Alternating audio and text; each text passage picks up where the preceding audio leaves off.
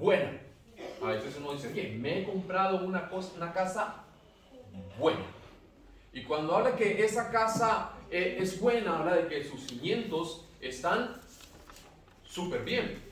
Que la construcción de esa casa le ha salido súper bien. Que no tiene, no se le moja el techo. ¿Cómo se llama cuando se filtra el agua? Humedad. Entonces su casa, dices, qué casa tan buena que me ha salido.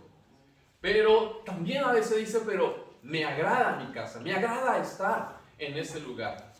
A veces muchas personas cuando van a un hogar dicen, ¿cómo me agrada estar en este lugar? Me siento bien cuando voy a tu casa. ¿Alguna vez usted se ha sentido agradado de estar en un lugar? ¿Se ha sentido cómodo, se ha sentido bien estar en ese lugar? Hay algunos, por lo menos, que están en su casa y no ven la hora de salir corriendo de su propia casa.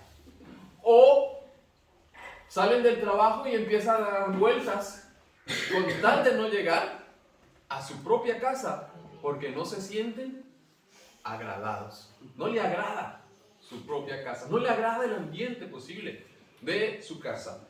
Y luego dice, es una casa, en ese caso para aplicar, perfecta. Entonces cuando hablan acerca de perfecta, es perfecta esta casa para los que vivimos en ella. Entonces, para dar un ejemplo sencillo de lo que la Biblia está diciendo, que la voluntad de Dios es buena, pero también dice que es agradable y perfecta. Usted eso lo puede encontrar en el libro de Romanos 12:2, encuentra esa parte. Pero yo quiero que usted vaya conmigo al libro de Reyes, Segunda de Reyes.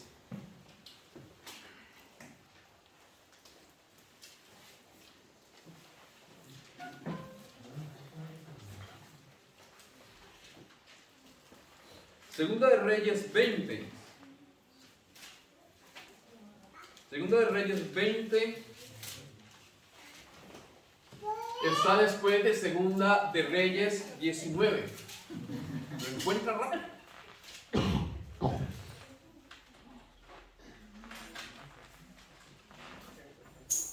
¿Cuántos están ahí? Vamos a leer hasta el 6, hasta el versículo 6. Capítulo 20 del 1 al 6. ¿Cuántos están allí? Amén. Leemos en el nombre de nuestro Señor Jesucristo. Dice, en aquellos días Ezequías cayó enfermo de muerte. Y vino a él el profeta Isaías, hijo de Amós, y le dijo, Jehová dice así, ordena tu casa, porque morirás y no vivirás. Entonces él volvió su rostro a la pared y oró a Jehová y dijo, te ruego, oh Jehová, te ruego que hagas memoria de que he andado delante de ti en verdad y con íntegro corazón, y que he hecho las cosas que te agradan. Y lloró Ezequías con gran lloro. Hagamos un alto allí. ¿Cuál es la voluntad de Dios en este momento para Ezequías? Que muera. Entonces dice que la voluntad de Dios es buena, es agradable y es perfecta. Cuando Ezequías escucha la palabra del Señor que le dice, arregla tu casa, Ezequías, que te vas a morir, y de cierto vas a morir, Ezequías recibe esa noticia de parte del Señor y dice, la voluntad de Dios es buena, es agradable y es perfecta. ¡Qué contento estoy! ¿Será que lo tomó de esa manera cuando escucha la voluntad de Dios? ¿O para quién es agradable, es buena y es perfecta la voluntad de Dios? Ese es el resultado de ello. Pero cuando nosotros recibimos la voluntad de Dios, no parece ni buena, no parece ni agradable, y mucho menos perfecta. Porque créame que la noticia de que me voy a morir o que un familiar mío va a morir, no nos alegra el corazón. Bueno, hay algunos que dicen, es que el tío tiene tantos millones en el banco y que dura y dura y dura. Tal vez, no sé, hay algunos que les parece agradable que el tío se vaya, pero ese no es el caso. Para los que amamos al Señor, no tenemos ese tipo de corazón, ¿verdad? Eso. Pero estamos hablando de que la voluntad de Dios es buena, es agradable y es perfecta. Y lo primero que hace Ezequías cuando escucha esa noticia es, pero no que Dios es bueno, no que Dios quiere lo mejor para mí. ¿Eso fue lo que Ezequías empezó a meditar? No. Ezequías no trae reproche alguno para Dios. Lo que Ezequías hace es lo que la Biblia dice, que la oración del justo puede mucho. Puede mucho. Y él hace efectiva su oración. Y se va delante del Señor y le dice, Señor, yo he caminado con rectitud delante de ti. Haz memoria. He hecho lo bueno delante de tu presencia. He hecho lo que a ti te agrada. Ese hombre estaba convencido que había caminado con el Señor, agradando al Señor, y por eso pudo hacer un tipo de oración de este nivel. La oración del justo puede mucho. ¿Cuántos de nosotros podríamos tener un tipo de oración como la que tú eres? ¿Cuántos podríamos decirle a Dios, Señor, trae memoria de mi caminar contigo? Posiblemente cuando le diríamos al Señor, trae memoria de mi caminar, mejor que no. Ese es... No tengo por dónde arrancar, porque voy en pérdida por donde me meta. ¿Ya nota por qué el Señor nos dice que debemos caminar con integridad delante de Él? Que debemos santificarnos constantemente delante del Señor. Porque en la Biblia nos habla acerca de grandes bendiciones tremendas. Pero son para los que se guardan para el Señor. Son para los que confían en el Señor. Esto es como en el colegio o en la universidad. Los que pasan o los que se gradúan son aquellos que hicieron bien la tarea durante todo el semestre o durante todo el año. Pero los que no hicieron su tarea, los que no hicieron las cosas bien, pues se quedan un semestre más en el mismo nivel o un año más en el mismo nivel. Entonces dice la Biblia que este hombre clama a Dios pidiéndole al Señor y llora y quebranta su corazón. Pero lea conmigo más lo que sucede a partir del 4. Dice, y antes que Isaías saliese hasta la mitad del patio, vino palabra de Jehová a Isaías diciendo, vuelve y di a Ezequías, príncipe de mi pueblo, así dice Jehová, el Dios de David tu padre, yo he oído la oración y visto tus lágrimas. He aquí que yo te sano, y al tercer día subirás a la casa de Jehová, y añadiré a tus días 15 años, y te libraré a ti y a esta ciudad de mano del rey de Asiria, y ampararé esta ciudad por amor a mí mismo y por amor a David, mi siervo. Lo que le dice es, yo he escuchado tu oración. No fue que Dios cambió de repente de parecer y decir, viendo mal creo que no, voy a darle 15 años más de vida a este varón. No, dice, yo he escuchado tu oración y por causa de tu oración se te aumentan 15 años más. Lo que decía ahora, la oración del justo puede, y no solo puede, sino mucho. Cuando usted es una persona de fe, cuando es una persona que ora a Dios, su oración hace que las circunstancias cambien. Eso es lo que vemos a través de las Escrituras. Y el diablo sabe eso. Por eso el diablo nos trae pereza, incomodidad, sueño, cansancio y una serie de cosas cuando vamos a orar. ¿Usted ha notado que cuando usted va a orar suceden cosas raras para impedir que usted ore? Y usted está enérgico con los niños posiblemente y luego dice, voy a orar, y se mete al cuarto.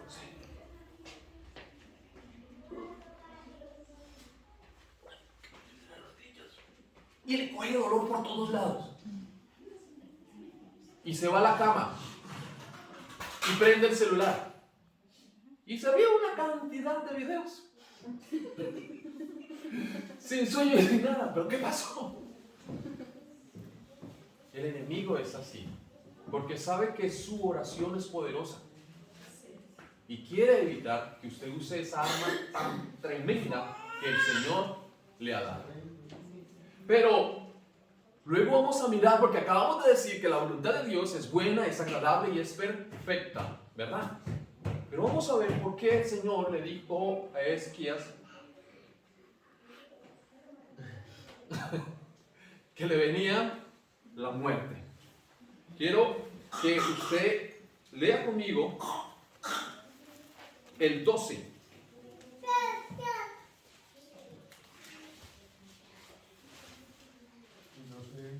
Del mismo 20. Dice, en aquel tiempo, Merodach Aladán, hijo de Baladán, rey de Babilonia, envió mensajeros con carta y presentes a Ezequías, porque había oído que Ezequías había caído enfermo. Y Ezequías los oyó y les mostró toda la casa de sus tesoros, plata, oro y especias y ungüentos preciosos, y la casa de sus armas y todo lo que había en sus tesoros. Ninguna cosa quedó en Ezequías que no le mostrase, así en su casa como en todos sus dominios.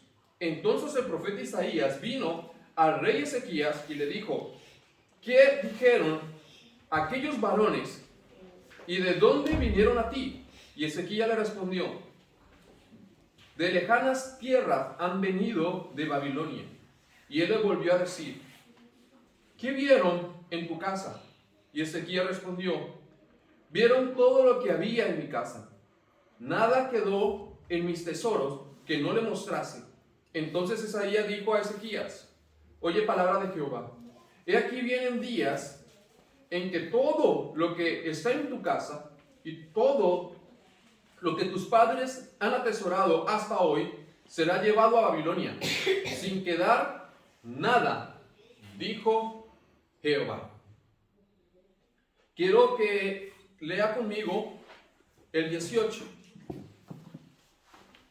Y de tus hijos que saldrán de ti, que harás engendrado, tomarán y serán eunucos en el palacio del rey de Babilonia. Lea ahora conmigo el 21. De 12 años era Manasés. Hagamos un alto allí. ¿Cuántos años le dio Dios a Ezequías? 15. Y este nuevo rey, después de la muerte de Ezequías, que reina su hijo, ¿cuántos años tenía? 12. Significa que para ese momento este niño no había nacido. Dice, de 12 años era Manasés cuando comenzó a reinar, y reinó en Jerusalén 55 años. El nombre de su madre fue Exiba, e hizo lo malo ante los ojos según las abominaciones de las naciones que Jehová había sacado en medio de Israel. Muestra para no leer toda la historia de Manasés. Manasés fue un rey perverso, pero perverso. Lea la historia y dice que en todo Jerusalén la sangre del pueblo fue regada, la sangre del inocente fue regada en todo Jerusalén a manos de este rey. Y aparte de eso, las abominaciones, la idolatría, sacrificios, hacía pasar a los niños por fuego, una cantidad de cosas que Jehová les había prohibido al pueblo de Israel. Lo hacía Manasés. Fue un rey, como dije anteriormente, perverso. Y si usted lee la historia, muestra que luego este pueblo que el Señor le acaba de profetizar, dice que se llevaron todos los tesoros de la casa de Dios y de la casa del rey. Todo se lo llevaron. Pero el asunto es que el profeta Isaías le dice que esos hombres, ¿a qué vinieron? ¿De dónde son? Y dices que son de lejanas tierras. Al final yo no sé, parece que no los conocía muy bien, pero quiso mostrarle todos los tesoros de la casa del Señor, todo lo cuanto él tenía.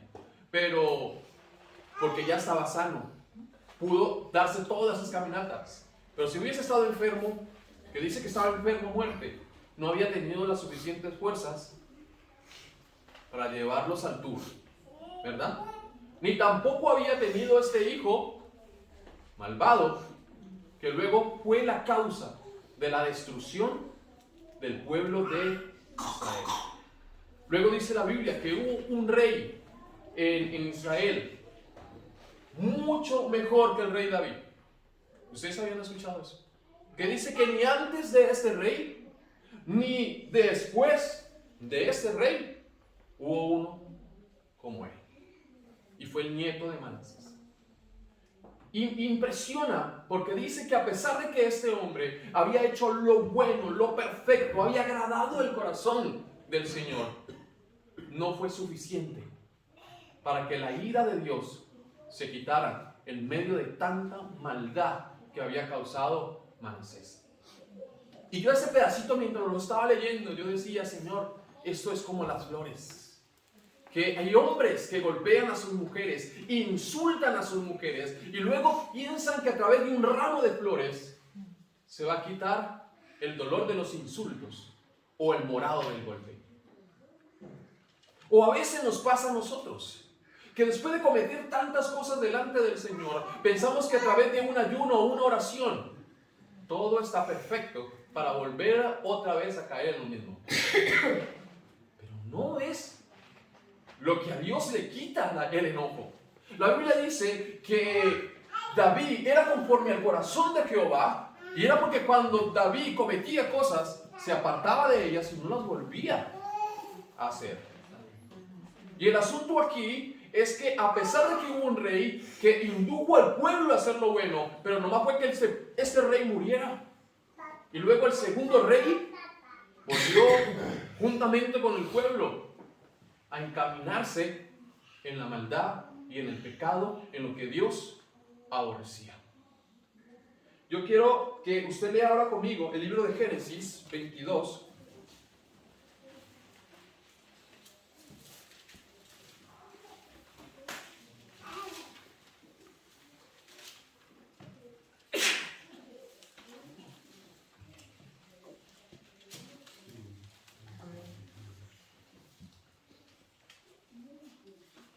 Cuando llegue allí me dice amén. Amén. Amén. Ok.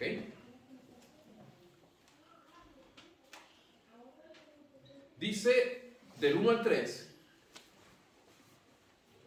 Aconteció después de estas cosas que probó Dios a Abraham y le dijo a Abraham, y él respondió: heme aquí. Y dijo: toma ahora tu hijo, tu único, Isaac, a quien amas, y vete a tierra de Moriah, y ofrécelo allí en holocausto sobre uno de los montes que yo te diré.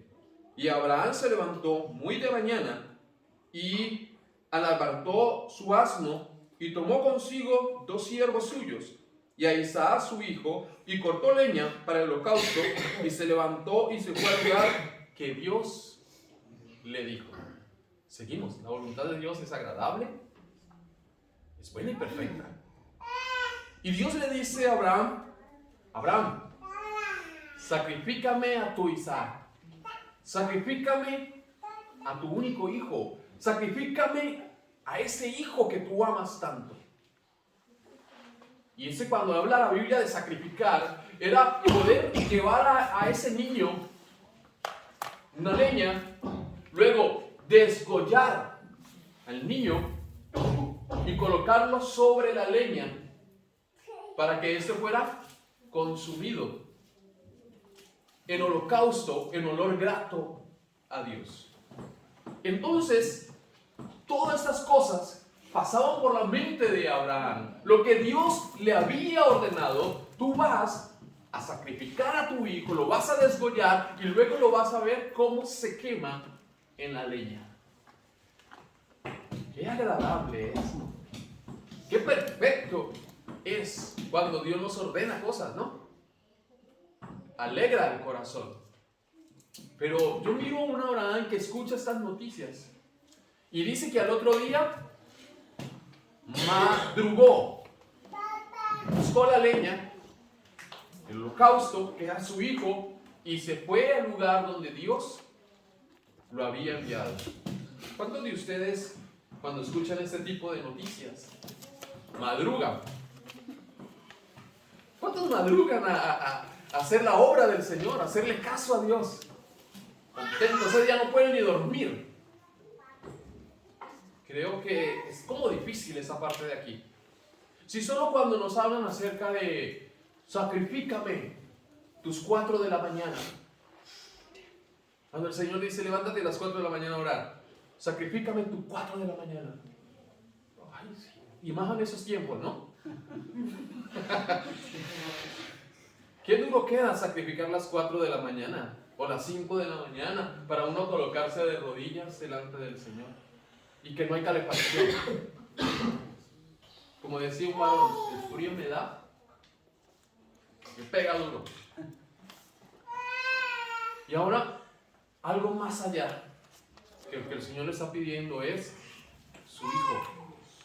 Sacrificar la familia.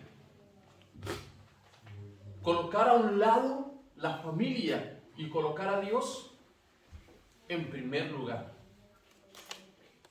Por lo regular, la gente no lo suele hacer. Si hay algo que la gente tiene como tesoro, lo primero que tuvimos fue la salud. Luego estamos viendo la familia. ¿Y sabe qué habla la Biblia acerca de Job?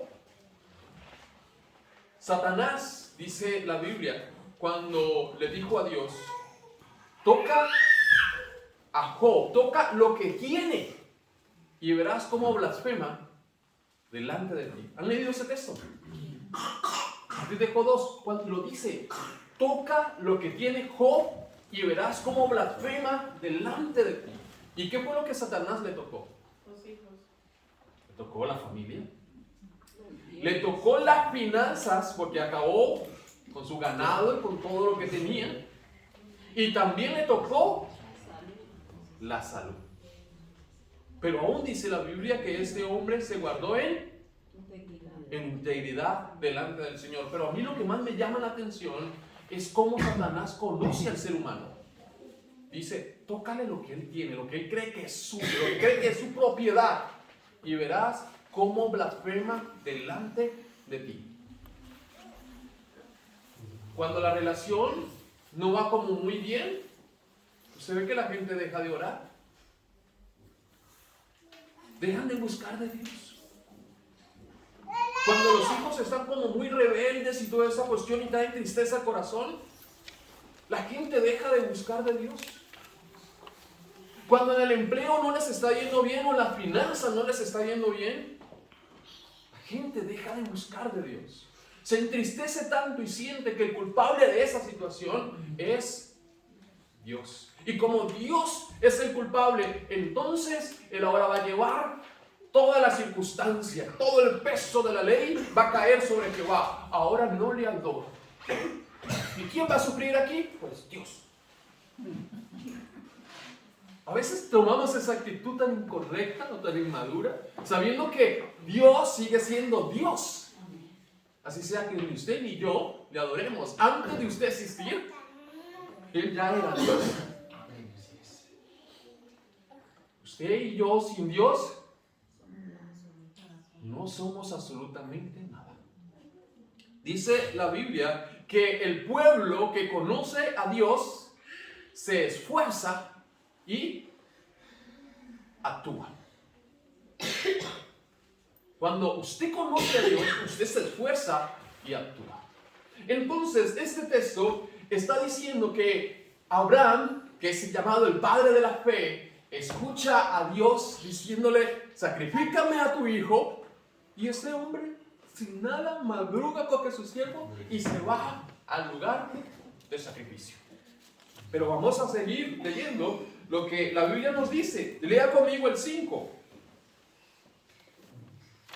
Entonces dijo Abraham a sus siervos, esperad aquí con el asno, y yo y el muchacho iremos hasta allí y adoraremos y volveremos a vosotros. Pero, ¿será que se le había corrido el champú a Abraham? ¿A qué cosa de sacrifícame a tu hijo Abraham no había entendido? Que le dice a sus siervos, ustedes quédense aquí, que yo y el muchacho vamos a adorar y luego volveremos. Tremendo. Lea conmigo ahora el 7 y el 8.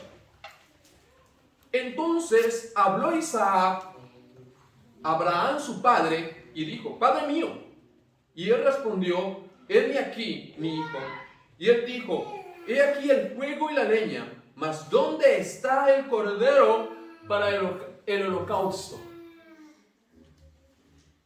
Y él respondió a Abraham, Dios se proveerá de cordero para el holocausto, hijo mío. Y iban juntos. Isaac conocía sobre el holocausto y él sabía que se tenía que llevar un cordero. Y él diría, pero corderos, que vamos a hacer un holocausto, vamos a ofrecer ofrenda al Señor. ¿Y dónde está el cordero? Creo que leíamos en esta mañana cuando dice la Biblia que nuestro Señor Jesús fue llevado por el Espíritu, y lo comentó ahorita el hermano, por el Señor a ser tentado por Satanás. Pero posiblemente este hombre ni se enteraba de lo que le iba a pasar allá en el desierto. Y era lo mismo que estaba pasando con Isaac. Iba, como decimos en Colombia, iba sano de la vuelta. No sabía. Pero Abraham le dice, tranquilo, Dios va a proveer el cordero. ¿Qué cosa de Abraham? Pero ¿acaso Abraham no sabía que el cordero en este caso era Isaac el que tenía que ser quemado? Pero él dice, no, Dios va a proveer de el cordero. Lea conmigo ahora el 9 hasta el 13. Y cuando llegaron al lugar que Dios le había dicho, edificó allí Abraham un altar y compuso la leña y ató a Isaac su hijo y lo puso en el altar sobre la leña. Y extendió Abraham su mano y tomó el cuchillo para desgollar a su hijo. Entonces el ángel de Jehová le dio voces desde el cielo y dijo, Abraham, Abraham. Y él respondió, heme aquí. Y dijo, no extienda tus manos sobre el muchacho, ni le hagas nada, porque yo conozco que temes a Dios, por cuanto no rehusaste tu hijo, tu único. Entonces alzó Abraham sus ojos y miró, he aquí a sus espaldas un carnero trabado en una zarza por sus cuernos. Y fue Abraham y tomó el carnero y lo ofreció en holocausto en lugar de su hijo.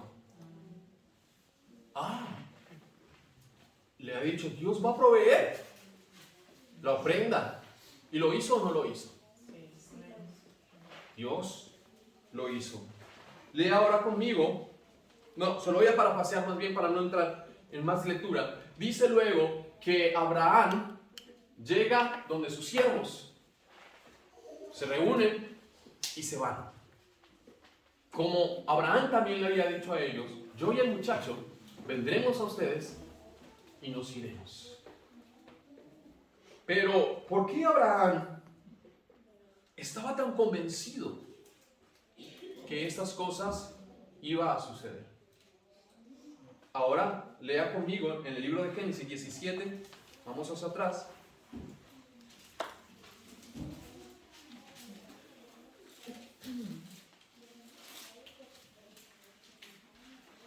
Diecisiete 15.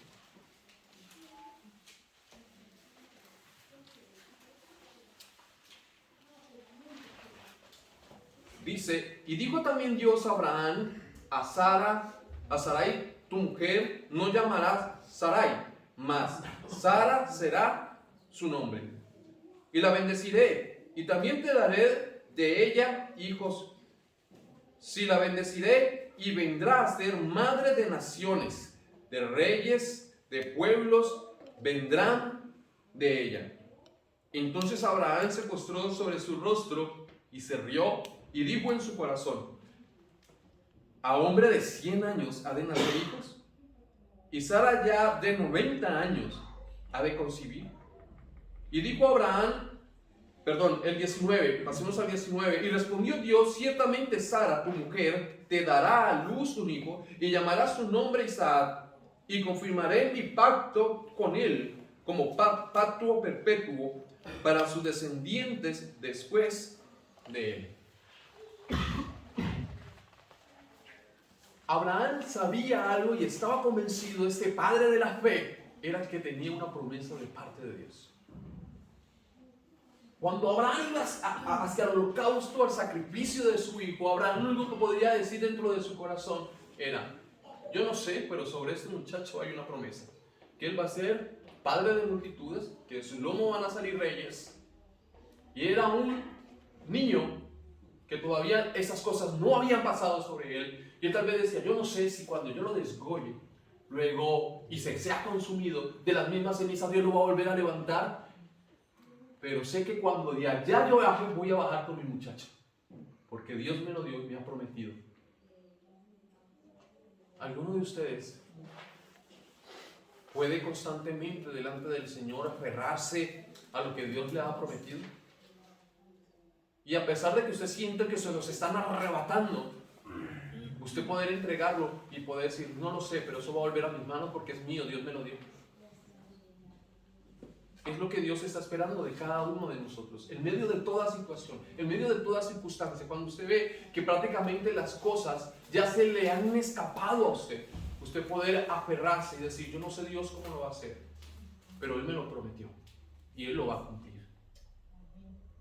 Porque la voluntad de Dios es buena, es agradable y es perfecta para Él. Tal vez a nuestros ojos no sea tan agradable, no sea tan buena y no sea tan perfecta, pero como decía el varón, el resultado es bueno, es agradable y es perfecta para cada uno de nosotros. A nuestros ojos no, pero el resultado sí. ¿Qué es lo que Dios quiere de cada uno de nosotros? Que no miremos las circunstancias, sino que vivamos por medio de la fe. Porque el problema de nosotros es que queremos tener todas las cosas controladas. Y si yo no estoy viendo las cosas, mantengo asustado. Y eso es lo que hace que yo me aleje de Dios. Dios quiere de usted y de mí que aprendamos a confiar en Él, a pesar de que veamos que nuestro mundo se está cayendo a pedazos a nuestro lado. Hablábamos acerca esta mañana sobre por qué vienen a cada uno de nosotros las pruebas. Y parte de lo que hablábamos acerca de las pruebas es que en el final de las pruebas quedan lo verdadero, quedan los que son. Si después de la prueba usted se queda en la prueba, usted no era. Pero si usted sale de las pruebas, usted era. En las pruebas se muestra su valía. En las pruebas se muestra usted de qué está hecho. Señor, no, la Biblia dice que no hay pruebas que Dios traiga sobre nosotros que no podamos soportar. Toda prueba que viene en su vida es porque usted tiene los músculos suficientes para poderlas soportar. Por eso Dios, cuando usted lee el libro de Job, Dios cómo le habla chicaneando. Yo siempre suelo decir, Dios cómo chicanea dejó delante del diablo. ¿No has visto a mi siervo Job? Valiente, forzado, que no hay otro como él en la tierra. Dígame, ¿será que cuando los demonios quieren hacer de las suyas con usted, Dios chicanea también? Es que no has visto a mi siervo. No has visto a mi siervo. Cómo me busca. Cómo permanece en fe. Cómo me adora a pesar de las situaciones. ¿Cuántos hay de aquí? Santo Jesús. Que por fe, digamos. Pero aquí hay muchos como por fe lo somos. Somos estos Abraham que nos aferramos a lo que Dios nos diga. Y concluyo, parapaseando y no tocando el versículo. Nos habla la Biblia en 1 Reyes 17 acerca del profeta Elías. Cuando este hombre está por allá en una cueva llorando y toda esa cuestión. No, perdón, no fue en la cueva. Fue luego cuando viene la sequía, viene la hambruna. Dios le dice, he dado orden. Vamos a leer. Creo que es 1 Reyes 17:10.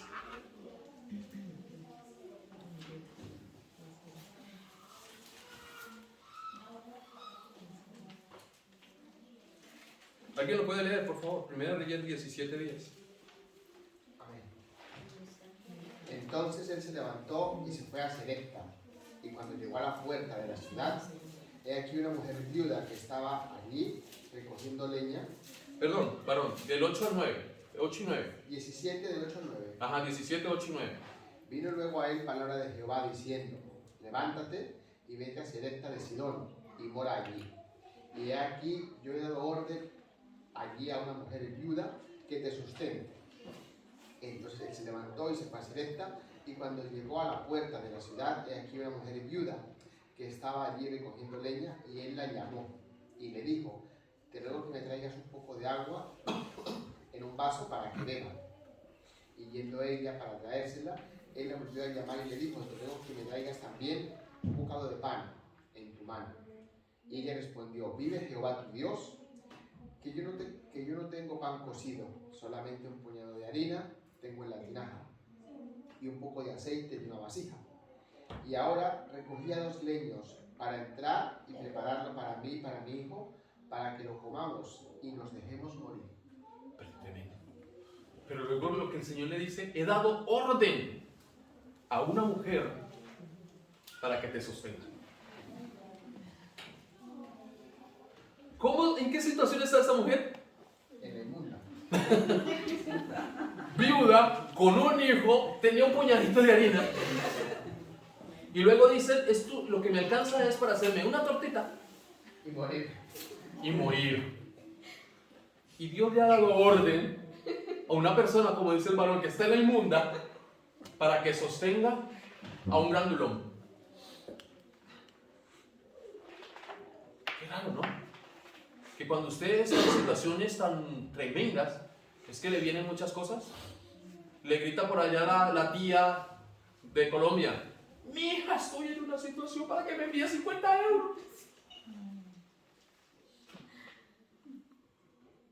Y otros. Y vienen tantas situaciones. Pero si eso viene, hermana, búsquese los 50 euros. No sé, yo entiendo. Porque Dios ha dado orden. Y hay muchas personas que suelen decir, pero usted tan bobito. ¿Por qué da lo suyo? Usted casi no tiene. Si usted lo da es porque Dios le ha dado orden. Y lo tremendo en este caso es que no hay un texto donde diga que Dios se le apareció a esta mujer y le dijo, viene mi siervo Job, ve mi siervo, mi profeta Elías, y tú lo vas a sostener. No. Salió del corazón de esta mujer compartir lo nada que tenía. Pero luego dice la Biblia que era para bendecir. Pues si la voluntad de Dios es buena y agradable y es perfecta, pero es que yo no veo aquí ni bueno, ni agradable, ni perfecto cuando yo no tengo nada y antes me piden. ¿Usted lo ve bueno y agradable y perfecto? No. ¿Verdad que por ningún lado se ve lo bueno, ni lo agradable, ni lo perfecto? Pero al final Vemos lo bueno, lo agradable y lo perfecto, porque dice que la harina nunca escaseó. Esta mujer fue sostenida todo el tiempo que el varón de Dios estuvo allí, y no solo todo ese tiempo, sino todo el tiempo de la hambruna. Entonces Dios no le estaba pidiendo a esta mujer para empobrecerla más, sino al contrario, era para bendecirla. Si tú no sueltas las semillas y permite que ésta caiga en la tierra, no vas a poder cosechar. Y entonces, luego, usted ve al final del texto, cuando el hijo de esta mujer muere, y el profeta ora, y el hijo resucita, solo allí ella dice, ahora yo me doy cuenta que de verdad tú eres un varón de Dios, y que en ti hay palabra de Dios. Esta mujer no repartió lo suyo, no compartió lo suyo porque, ay, soy el profeta del Señor, es un varón de Dios. No, ella no estaba convencida de ello. Algo nació en su corazón para compartirlo. Y es la manera como Dios nos suele hablar a cada uno de nosotros. De la nada usted a veces tiene un sentir de compartir con otros, dar a otros, ir a visitar a otros. Yo no sé por qué, pues no me van a ir a visitar a otros. Es Dios que te está dando orden, es Dios que te está hablando internamente a tu corazón. Es la manera como Dios lo suele hacer, la manera como Dios se comunica con nosotros. Se comunica a través de la palabra, se comunica a través de las prédicas, cuando usted lee la Biblia, pero también se comunica directamente a tu corazón. Entonces, para la paz de su alma, hemos llegado al final. Amén. Te invito a que se coloque sobre sus pies.